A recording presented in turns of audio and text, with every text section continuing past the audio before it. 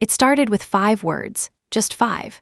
A president of a professional basketball organization sat down in front of cameras to announce a leadership change, and somewhere in that announcement, she said something that would trigger the most organized fan uprising women's basketball has ever witnessed. Within hours, the video was everywhere. Within a day, her entire social media presence vanished. No explanation, no apology, just silence. But by then, the internet had already connected the dots, and what they discovered wasn't just about one comment. It was about a franchise that had accidentally exposed its true priorities on live television.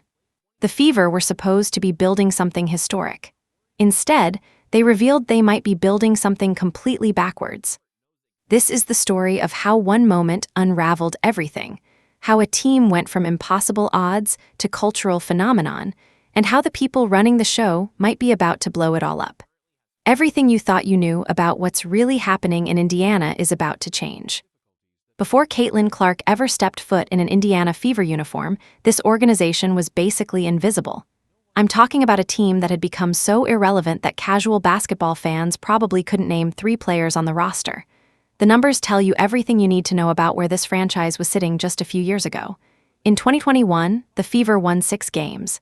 6, not 60. 6. The following year, 2022, they actually got worse.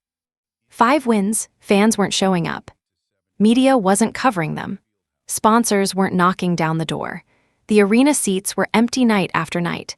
There was no buzz, no excitement, no sense that anything special was happening in Indianapolis. Then 2023 came around and they climbed to 13 wins. That sounds like nothing compared to where they'd eventually go, but at the time, it felt like maybe, just maybe, there was a hint of light flickering somewhere. Except nobody was really paying attention. That's the thing about being that irrelevant in a professional sports league.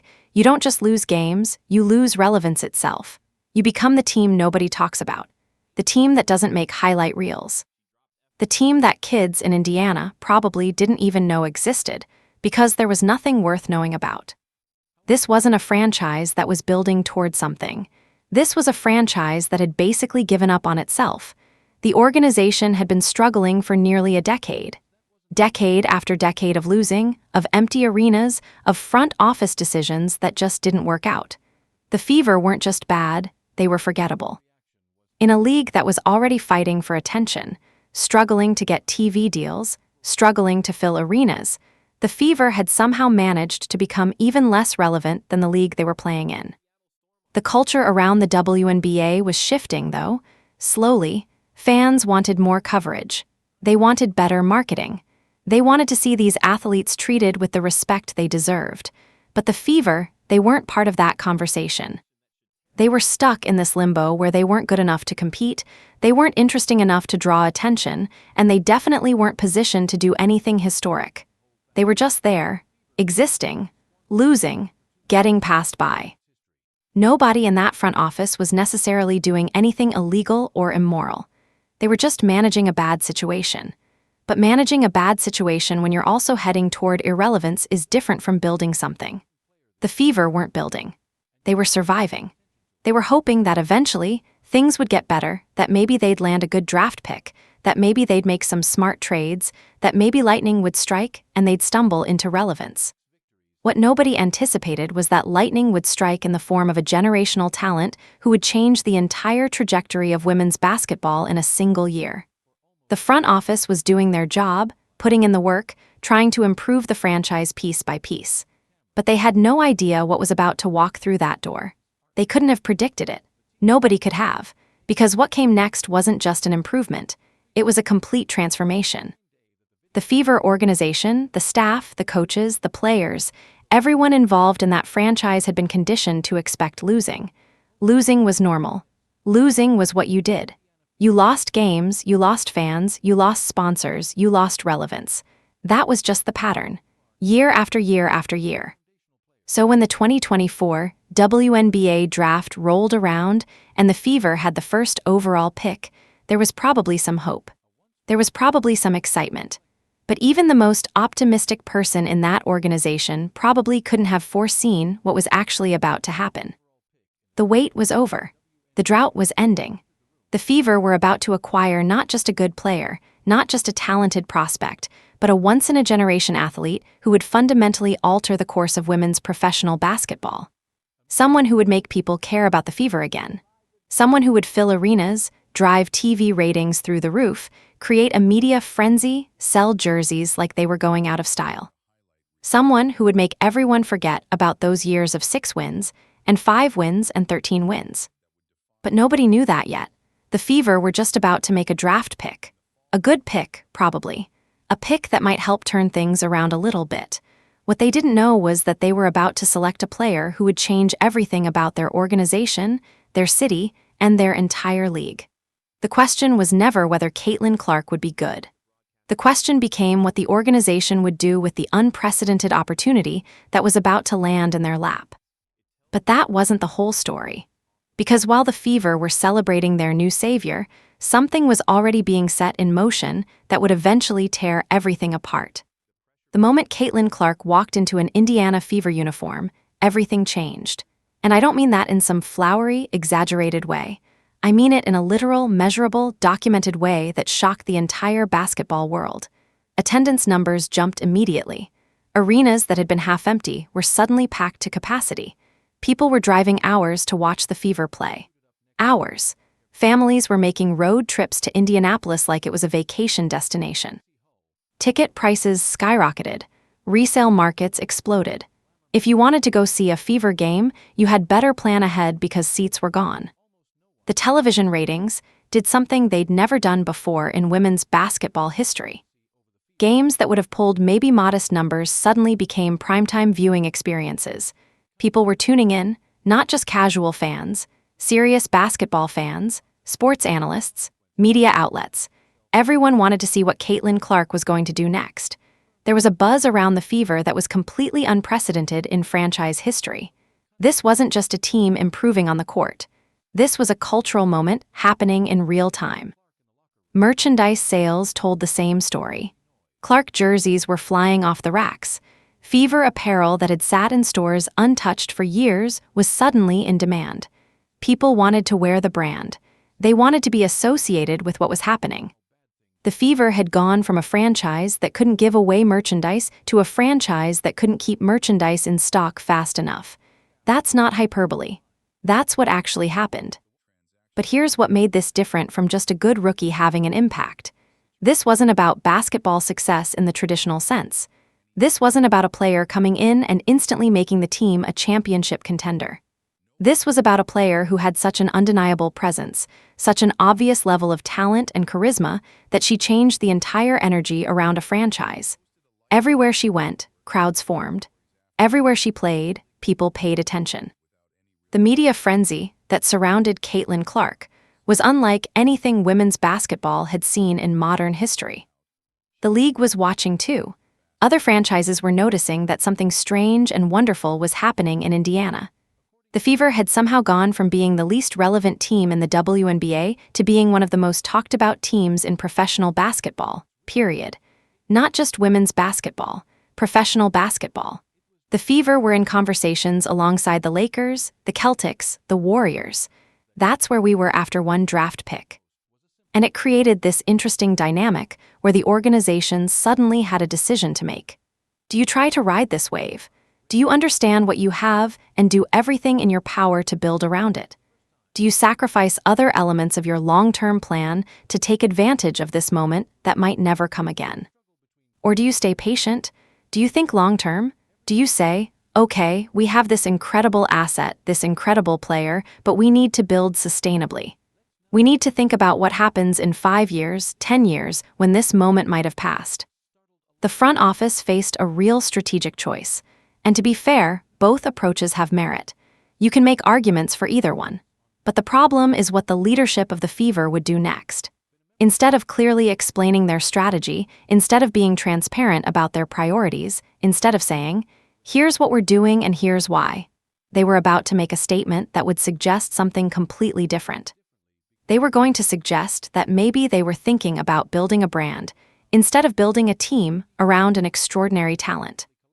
The players around Clark were exceptional too. Aaliyah Boston was a legitimate star who had been with the Fever through the lean years. She was a professional, a hard worker, someone who belonged in this league. And suddenly, she wasn't just the best player on a losing team anymore. She was the second star on a team with historic potential. Other players were taking notice. Veterans in the league were thinking about what it would mean to play alongside Caitlin Clark. And some of them were going to make decisions that would shock the basketball world. The Fever had become the most interesting story in women's basketball. The question wasn't whether they would be relevant anymore. They were already more relevant than they'd ever been. The question was whether the people running the organization understood the magnitude of what they had, whether they understood that what they were holding in their hands was lightning in a bottle, whether they understood that this kind of moment doesn't come around often, and when it does, you don't have years to figure out how to capitalize on it. You have maybe a season, maybe two. And that's when the president of the organization was about to say something that would suggest maybe, just maybe, they didn't understand at all. October 2024. Kelly Crosskopf, the newly appointed president of basketball operations for the Indiana Fever, held a press conference. It was supposed to be a celebration. It was supposed to be a moment where the organization talked about their vision for the future, about building on what Caitlin Clark had already accomplished, about creating something special. And in many ways, it was. The Fever had high expectations. There was genuine excitement in the room, but somewhere in Crosskopf's remarks, something happened that nobody expected. She said something that would trigger an immediate and organized backlash from fans who suddenly felt like they understood what the front office actually cared about. The comment itself seemed innocuous at first. Crosskopf was talking about building a sustainable, long-lasting franchise. She wanted the Fever to be a brand that lasted. She wanted them to be iconic. She wanted them to matter, not just for one season, but for decades. And there's nothing wrong with that. Every organization should want to build something lasting. But then she made a comparison. She said she wanted the Fever to be like Apple. She wanted them to be a timeless brand that transcended any one person or moment. 5 words, a brand like Apple. That's all it took. Because when you really think about what Apple means, when you think about the history of Apple, when you think about what made Apple Apple, you're thinking about one thing above everything else: Steve Jobs. Steve Jobs was Apple. He was the visionary. He was the genius. He was the reason people cared. The company was built around him. His vision defined the organization. And when Steve Jobs was gone, the company nearly fell apart. There was genuine fear that Apple would never recover, that the entire empire would crumble without the one person who had built it. That's what fans heard when Crosskopf said a brand like Apple. They heard an organization that was saying, "We don't need any one player. We're building something bigger than any individual. We're building an institution." But the problem is, that's not how it works in professional basketball. Teams are built around stars. History is made because of exceptional athletes. The Fever weren't relevant because of a sophisticated brand strategy. They were relevant because a generational talent put on a Fever uniform. So when the video started circulating on social media, when fans began rewatching Crosskopf's press conference with fresh eyes, understanding the subtext of what she was actually saying, the reaction was immediate and visceral. This wasn't criticism from trolls or haters. This was organized, thoughtful criticism from people who genuinely cared about the Fever and about Caitlin Clark's future. They felt like the organization was sending a message that they didn't fully appreciate what they had. That they were thinking about building an institution when they should be thinking about building a championship team around the most talented player in women's basketball. The parallels people started drawing online were damning. They pointed to other franchises that had tried to build brands instead of building teams. They pointed to organizations that had let star players slip away or grow frustrated because the front office seemed more interested in long-term vision than immediate success. The fans were saying, "This is what happened to those teams. Don't let this happen to us. Don't let this happen to the Fever." One fan posted something that captured the sentiment perfectly. Apple became a global icon because of Steve Jobs. He wasn't just a player in the company, he was the company. If you're building the Fever to be like Apple, then Caitlin Clark should be the Fever, not a part of the Fever. Another response was even more direct. The Fever are going to admit they squandered the best opportunity in women's sports history when Clark finally leaves because she got tired of a front office that doesn't understand what they have. The comment sections filled up with similar thoughts. Message boards were lit up. Twitter was on fire. The narrative was becoming clear. The organization had accidentally exposed its priorities. And those priorities seemed to be about building an institution, building a brand, building something that could survive without Caitlin Clark. Instead of saying, "We're going to build everything around her," they seemed to be saying, "We're building something bigger than her." That wasn't the message fans wanted to hear. That wasn't the message that made sense given what had actually happened. The Fever weren't successful because of organizational excellence. They weren't popular because of smart front office decisions. They were successful because a once-in-a-generation player showed up and changed everything. And yet the president of the organization seemed to be suggesting that they were building something independent of that player. The backlash intensified as more people watched the video. More people understood the context. More people realized what Crosskopf had actually said. And then something happened that proved the fans weren't just being paranoid or reading too much into things. The president's social media account simply disappeared. Years of posts, years of presence, years of engagement with fans, all gone. No explanation, no message, just silence. And that silence spoke louder than anything she could have said. When Crosskopf's social media account vanished, it wasn't subtle. It wasn't a gradual thing where she slowly stepped back from public engagement. It was immediate, complete, total erasure. One day there was a presence. The next day there was nothing. It was the kind of decision that only gets made when someone in an organization realizes that things have gotten really, really bad. Someone, maybe Crosskopf herself, maybe someone above her, made the calculation that the best way to handle this situation was to disappear from public view entirely. But by then, the damage was already done. The video was everywhere. Screenshots were saved. The narrative had already taken hold. And while the front office was going silent, something else was happening that the organization probably didn't anticipate.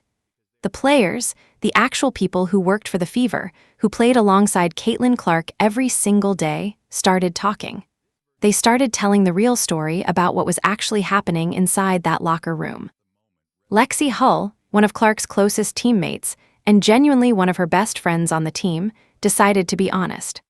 She gave an interview to Glamour magazine, and what she said was eye-opening. She revealed that there was jealousy in the league regarding the Fever. She said that other teams, other players, were frustrated about the attention and the coverage that was going to Indiana because of Caitlin Clark's presence. But more importantly, she revealed something that everyone had been speculating about. She confirmed that in locker rooms across the WNBA, teams were literally having conversations about how to stop the Fever. Not how to beat them in a fair game, how to stop them, specifically because of Clark. Hull said teams were telling each other, "We can't let the Fever win." It wasn't about basketball. It wasn't about competition in the traditional sense. It was about a collective decision across the league to make things difficult for Indiana because of what one player was doing for the franchise. This wasn't speculation. This wasn't conspiracy theory. This was a player who was actually in the league, actually in those locker rooms, actually hearing these conversations, confirming that they were real and they were organized. Then Sophie Cunningham added another layer to the story. Cunningham was the enforcer on the Fever roster, the player who established herself as someone willing to take the physical risks necessary to protect her teammate. She went on record saying that even before she joined Indiana, when she was still playing for Phoenix, she heard explicit conversations about Caitlin Clark in opposing locker rooms. Competitors weren't just talking about how to beat the Fever. They were talking about Clark specifically. They were discussing strategy that wasn't about winning games, it was about sending a message. As the season progressed, the physical targeting of Clark became undeniable. It wasn't subtle. It wasn't just standard basketball physicality. It was coordinated. It was intentional. Other players were taking cheap shots. They were fouling hard. They were trying to injure her or at least make her uncomfortable. And the referees, by many accounts, weren't protecting her the way they should have been. By the time Clark's groin injury ended her season after just 13 games, even neutral observers were questioning whether the physical play directed at her had been allowed to go too far. The locker room conversations that Cunningham and Hull revealed weren't just disappointing, they were damning. They suggested that there was a culture of resentment building across the WNBA, not toward the Fever as a team, but specifically toward one player and the attention she was bringing to women's basketball. Instead of celebrating what Clark was doing, instead of viewing her success as good for the entire league, some players and teams had decided that she was a threat to be neutralized. Meanwhile, back at the Fever facility, a completely different narrative was playing out. The public had been told that there was locker room friction. Media had been pushing the idea that Clark's teammates didn't like her, that her presence was creating division, that the attention she was getting was creating problems within the team. Hall of Famer Sheryl Swoopes had gone on a podcast and suggested that Fever players were unhappy, that they felt overshadowed, that the situation was beyond their capacity to handle. But when Clark herself was asked about these allegations, when she appeared on a show and had the opportunity to address the rumors directly, she didn't get defensive. She didn't get angry. She didn't attack her teammates or the media. Instead, she was remarkably poised about it. She talked about how people think they know what goes on behind closed doors, but they really don't. She was calm. She was thoughtful. And her teammates, the ones who actually knew the truth about the locker room, completely backed her up. The real story emerged not from headlines or speculation, but from the genuine interactions between the players. When Clark recovered from injury and returned to play, her teammates surrounded her. They supported her. They celebrated with her. When the Fever won the Commissioner Cup, there was genuine joy in the locker room. This wasn't manufactured. This wasn't performance. This was real. The locker room friction narrative that had been pushed by critics and media wasn't just wrong. It was the opposite of what was actually happening. The real story of the Fever wasn't about whether Clark's teammates liked her. That question was basically answered from the moment she arrived. Aaliyah Boston and Clark had a genuine connection. They were friends, real friends, not just teammates who tolerated each other. Boston had been through the difficult years with the Fever. She had dealt with losing seasons and empty arenas and irrelevance. And then suddenly, she wasn't alone anymore. She had a partner.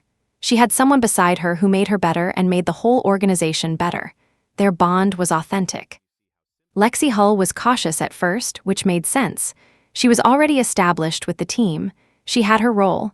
And suddenly there was this generational talent coming in who was going to get all the attention. Hull could have resented that.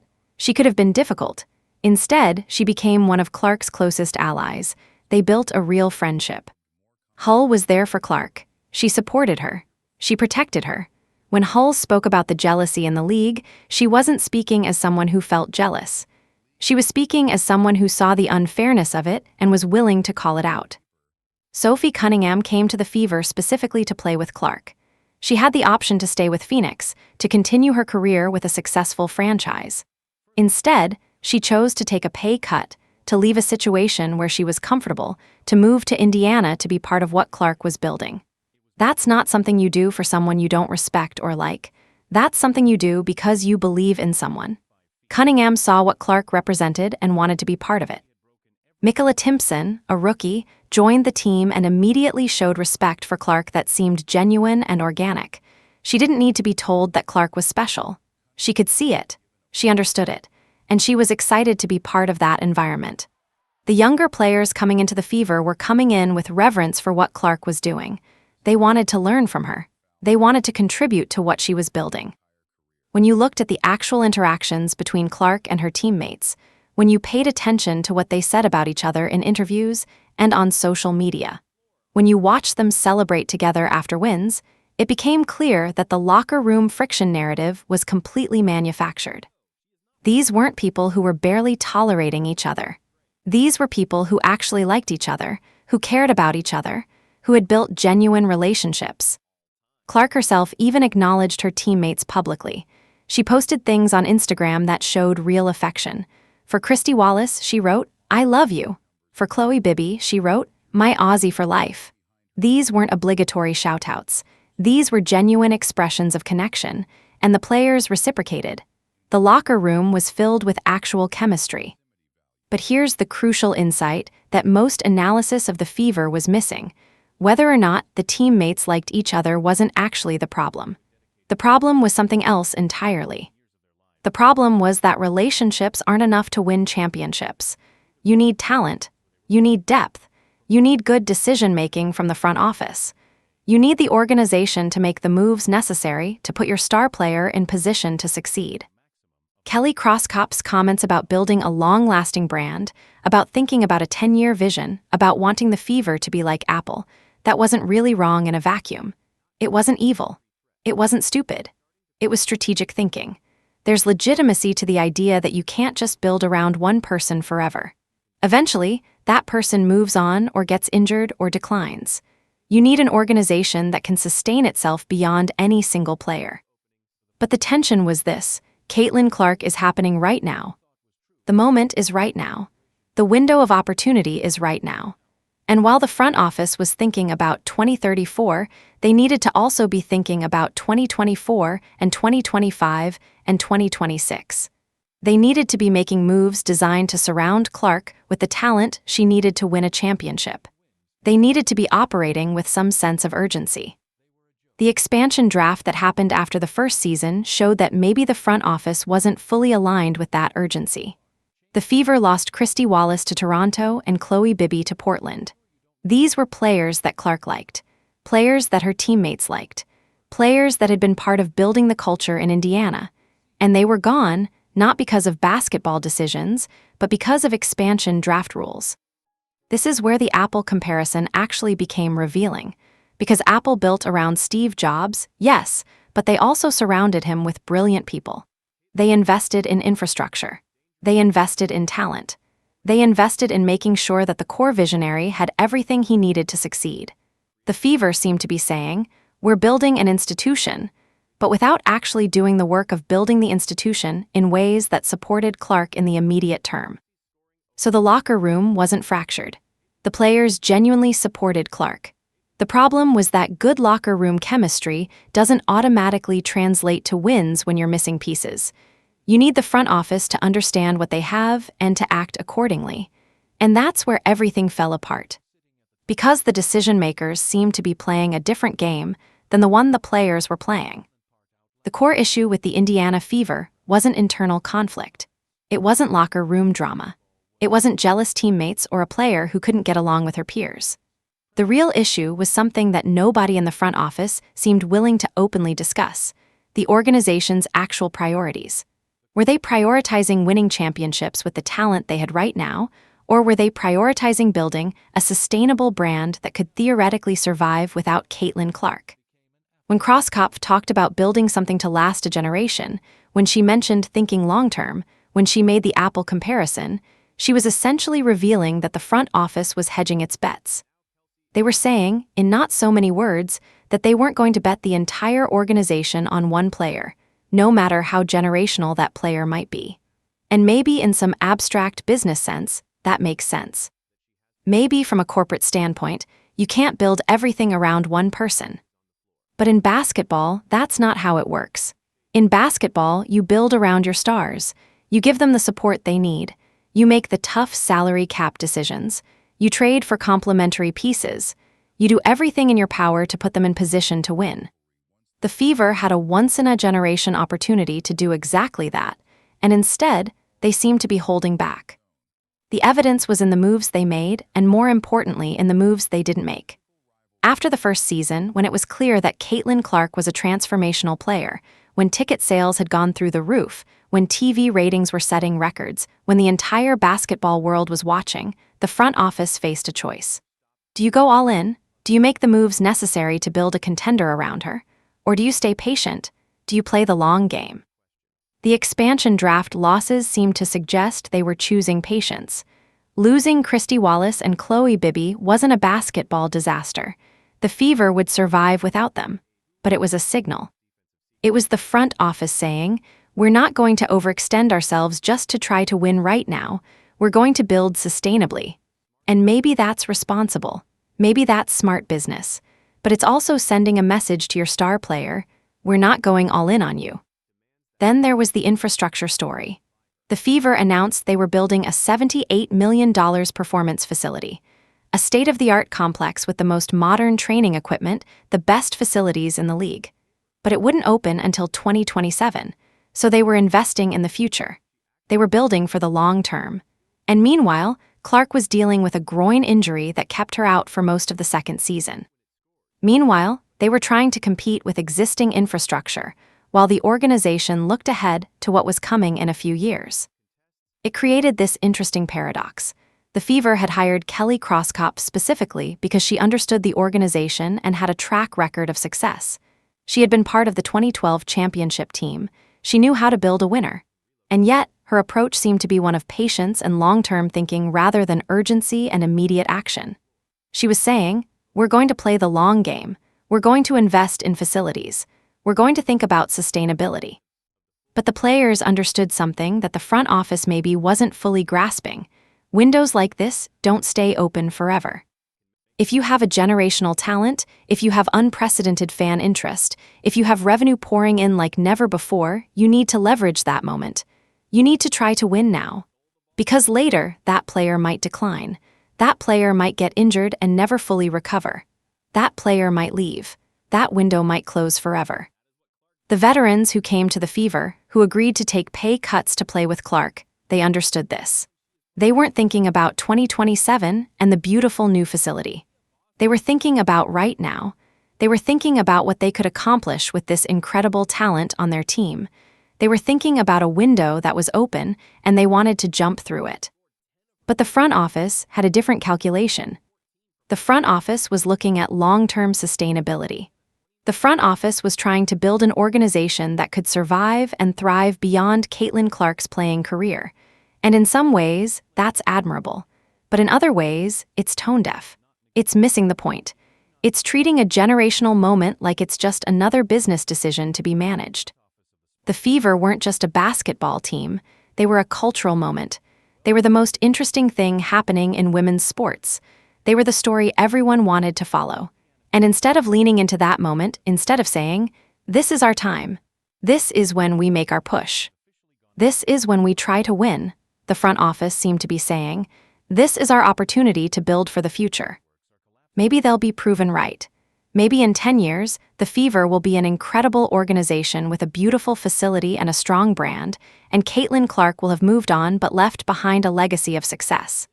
Maybe that's the vision that comes to fruition. But right now, in this moment, the players on the team understood something that maybe the people running the organization didn't. They understood that this was their chance. This was their moment. And if they didn't take it now, they might never get another one like it. 5 games, 6 games, 13 games, then Caitlin Clark. In a single year, the Indiana Fever went from being one of the worst teams in professional basketball to being one of the most watched franchises in the entire sport. That's not a gradual improvement. That's not incremental progress. That's a revolution. That's a complete and total transformation. And revolutions don't happen because of organizational strategy. They don't happen because of smart brand management. They happen because of once-in-a-generation talent who arrives and changes everything. The Fever didn't become relevant because they had a sophisticated front office. They became relevant because a player showed up who was so undeniably talented, so obviously special, that she made everyone around her better. She filled arenas. She drove television ratings. She changed the way people thought about women's basketball. That's not something you can manufacture. That's not something you can create through a strategic plan. That's something you receive, and then you have to figure out what to do with it. The fans understood this. That's why they reacted so strongly to Crosskop's comments about building a brand like Apple. They understood that the Fever didn't need a sophisticated brand strategy. They needed to win championships. They needed to maximize the window that had opened. They needed to do everything in their power to surround Caitlin Clark with the talent she needed to succeed at the highest level. The players understood this too. That's why they made the sacrifices they made. That's why veterans took pay cuts to come to Indiana. That's why Sophie Cunningham left a successful franchise. That's why the locker room was filled with genuine enthusiasm and support. The players knew what they had. They knew they were part of something special, and they wanted to make the most of it. But the front office had a different timeline. The front office was thinking about sustainability. The front office was thinking about what happens after Clark. The front office was building a facility that won't open until 2027. The front office was managing for the long term while everyone else was trying to win right now. Here's the harsh reality that the Fever's leadership has to reckon with. When Caitlin Clark plays, fans show up. When she's healthy, ticket sales are through the roof. When she's on the court, television ratings are exceptional. When she's injured, all of those numbers drop. That's not because of the Fever brand, that's because of Caitlin Clark. The infrastructure, the facilities, the organizational excellence, those things matter. But right now, in this moment, they matter infinitely less than having your best player on the court and surrounded by talent. The 2025 season showed this clearly. Clark played only 13 games due to injury. The team's record suffered. The fan interest declined. Teams that had been sold out weren't sold out anymore. The media attention, while still significant, shifted focus to other stories. Because the thing that made the Fever interesting, the thing that made people care, was injured and unavailable. This isn't a knock on the rest of the organization. The other players were working hard. The coaches were coaching well. The staff was doing their jobs. But the simple truth is that Caitlin Clark is a generational talent and everyone else is good. That's not a controversial statement. That's just reality. And when you have that kind of disparity in talent, when you have that kind of crucial difference between one player and everyone else, you need to build around that. You need to maximize it. You need to treat every year like it might be your last chance. The Fever had the opportunity to be a dynasty. They had the chance to win multiple championships with Caitlin Clark. They had the resources, the fan base, the media attention, everything needed to make a real push. But instead, they seemed content to play a patient game, to think long-term, to build for sustainability. And in doing so, they might have already made the critical mistake. Because here's the question that hangs over everything. How long before Caitlin Clark gets frustrated? How long before she starts looking at what the front office has built around her, realizes that they're not really committed to winning right now, and decides to move on? How long before she decides that the organization doesn't deserve her loyalty or her effort? It might not happen. Maybe Clark is the kind of person who will remain committed no matter what. Maybe she'll stay with the Fever for her entire career, and somehow they'll still manage to win championships despite not having gone all in when they had the chance. But that would be lucky. That would require things to break their way that very well might not. The window is open right now. That's the only thing anyone in that organization should be thinking about, not 2027, not 10-year plans, not building a brand like Apple. Right now, this moment, this chance, because revolutions are rare, once-in-a-generation talent is rare. The combination of everything the Fever have right now is rare, and the people running the organization need to understand that before it's too late. The question isn't whether the opportunity exists. The question is whether they're brave enough to actually take it. The woman sitting at the top of the Indiana Fever organization said the quiet part out loud, and the basketball world heard it. Everything about the locker room drama, the front office strategy, the politics, the pressure, it all collapsed once you heard the complete story. Caitlin Clark's teammates weren't against her. The league's jealousy was real, but it was directed at her success, not her character. The infrastructure matters, but not as much as maximizing the moment you're given. The Fever went from irrelevant to revolutionary in a single year, not because of a brand strategy, not because of organizational excellence, because a generational talent showed up and changed everything. And now the organization faces a critical decision. Do they understand what they have? Do they understand that this window won't stay open forever? Do they have the courage to go all in while they still can? The 2027 facility will be beautiful. The long-term vision might work out.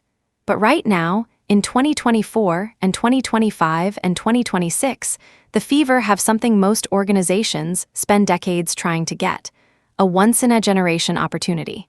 The question is whether they're brave enough to take it before it's gone.